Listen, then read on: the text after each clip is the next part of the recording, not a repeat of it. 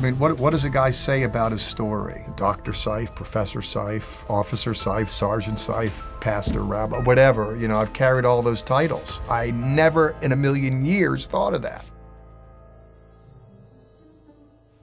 Well, a hearty shalom to all of you. Jeffrey Seif here. That's how Jews say it in Texas.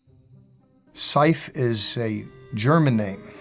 My mother and father met in America. Mom was smuggled out of Nazi Germany by nuns. Mom died in a mental hospital because we could get Mom out of Germany, but couldn't quite get Germany out of Mom. I went to Jewish school. I went to the Jewish Community Center after school. I lived in Jewish neighborhood and had Jewish friends. I didn't know there was really anything but being Jewish. One time, about 12 or 13, I'm walking down the street and these two girls, they yelled, "Hey, you dirty Jew, you killed Christ." I remember that vividly. I don't know, I didn't understand what Christians were all about. My parents sent me to a yeshiva, a religious Jewish school, and it was strict. It really didn't mediate life to me, and I wasn't interested in Rabbi Hoffman. I was interested in Abby Hoffman, you know, being a hippie, and I pushed away from Judaism, not out of any dislike for Judaism, but just part of my own quest for discovery. Well, I'm 16 years old, laying in bed. My mother comes in and tells me to clean up the room, and I give her a hard time. She says, "Well, if you don't like it, you can leave." So I left. Running away from home, hitchhiking to California happened just like that. A couple weeks later, I'm in San Francisco meditating in Haight-Ashbury in the park. That's when I think I got my first exposure to Christians that were okay. You know, they were nice, they were gracious, they'd give me a ride, they would want to give me a meal. You know, I realized there were Christian people out there in the world that were kind of cool.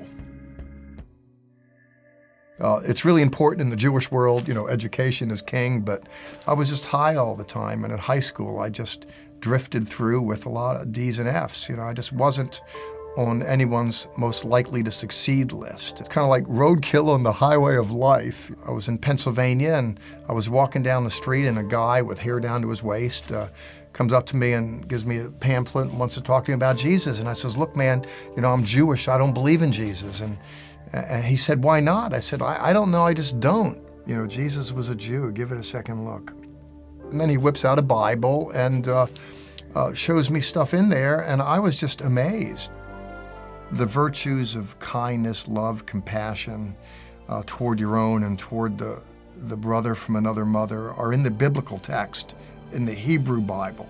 But it comes forth much clearer in the newer covenant, where one understands that the God of Israel isn't just about extending graces to Israel, it's all about the world. And that's the story from the get-go, you know, when the Lord speaks to Abraham and he says, "Through you, all the families of the earth will be blessed." There's a way to get the grace out global. When I discovered Israel's Messiah and asked Jesus into my heart, that mediated such life, such energy, this whole new starburst of enthusiasm, this new approach to life, whole new beginning there.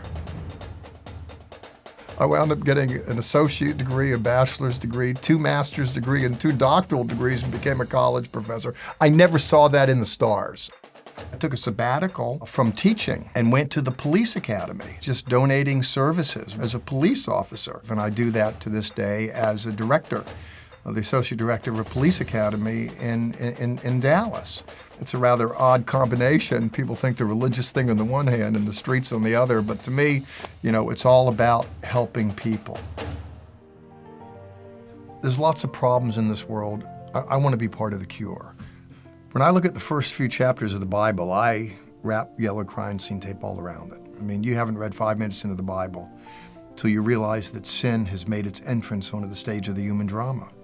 At the end of the day, we all have a little bit of Adam and Eve in us. And, you know, I believe that God so loved the world that he sent his son into the world. And he didn't just come into the world in general, that he wants to come into our world in particular. I know the real me. I really don't think I'm all that much now. And I know I wasn't a whole lot when it all began. Man looks at the outward appearance, but God looks at the heart. And inasmuch as God was gracious to see potential in me, not just problems, would it be that I'm more capable to see that in others? And would it be that we all were minded to discern what's good and beautiful in people, not just what's disappointing?